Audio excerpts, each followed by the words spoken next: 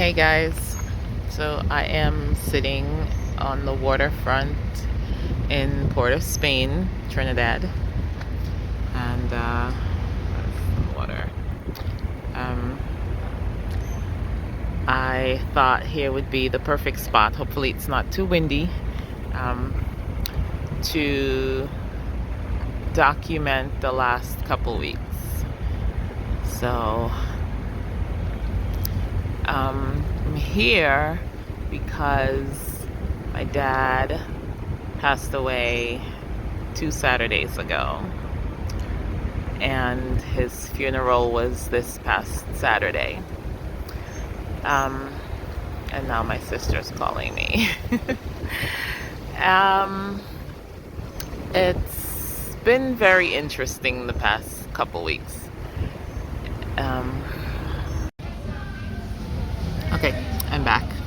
Had to change locations, but I want to first show you guys this view. It's pretty cool. So this is at the Hyatt in Port of Spain. There's the pool is on the 4th floor, and of course, there's people hanging around, so it's pretty cool. But back to my chat. So I was saying that we're here because my dad passed, and there's a couple things that came up that I was like I should share because it's been very interesting. And one thought came to me while I was in the shower, but I realized I was very grounded because of where we were and the type of floor and stuff, and I was like, whoa. So anyway, so it's been 2 weeks now, just about, and it feels strange. It feels very odd, but in light of things that are different, feeling strange, it could be that too. It just feels odd. It feels like this fog that I'm just moving through. But again, the nature of things that are different is that they feel odd, they feel different because they're new, they're different. And that's what it feels like. So that's what the direction I keep leaning into, that it feels like that because it is different and different things feel like that. But the past couple weeks have been very miraculous. I mean miraculous, like things have been so smooth. But I also credit it to that I just didn't have the physical, emotional energy to muddy the water. I just didn't have it.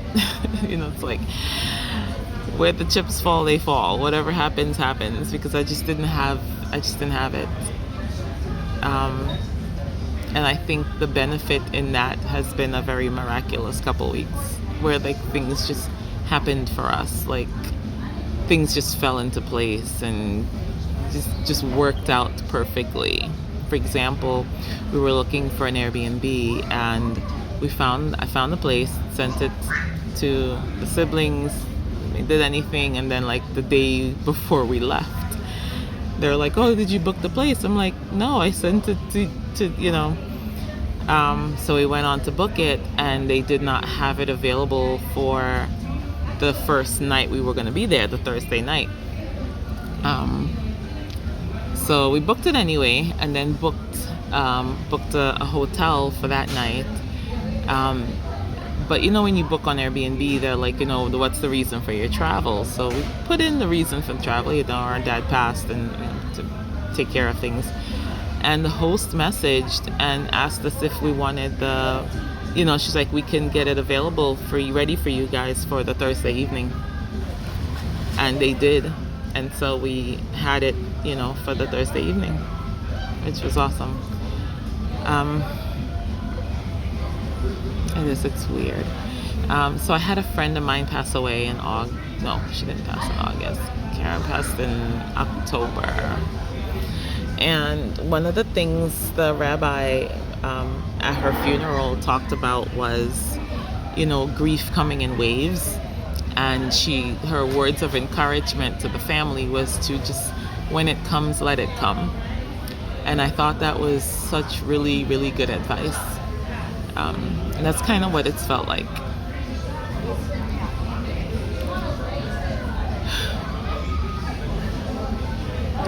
Sometimes it's okay, and then sometimes it's just like this big wave that just comes in. But I know this, and I know if I just sit with it, let it come, it passes. And that's one of the biggest emotional literacy lessons I've learned in my life is don't fight the feelings. They show up because our bodies have to do what they need to do. And when we let them, right? We let them. We don't fight them. We let them. It passes.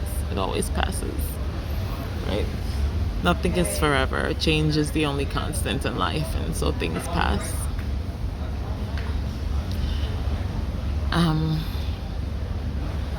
But I think my biggest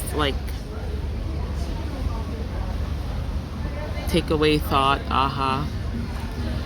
is I feel like when we can be present and emotionally literate in situations that our society has taught us should be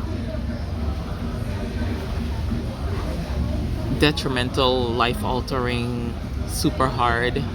And I say taught us because I don't think as a society, us humans deal well with grief at all.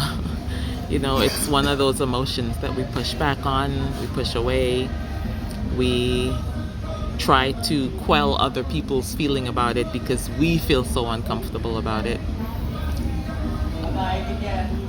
But in light of that, if we can be present enough and emotionally literate enough when we lose a close loved one, the inspired thought that I had is that I think in that situation we have a thinner veil between this world and the non-physical world, because we have a loved one, a close loved one now on the other side.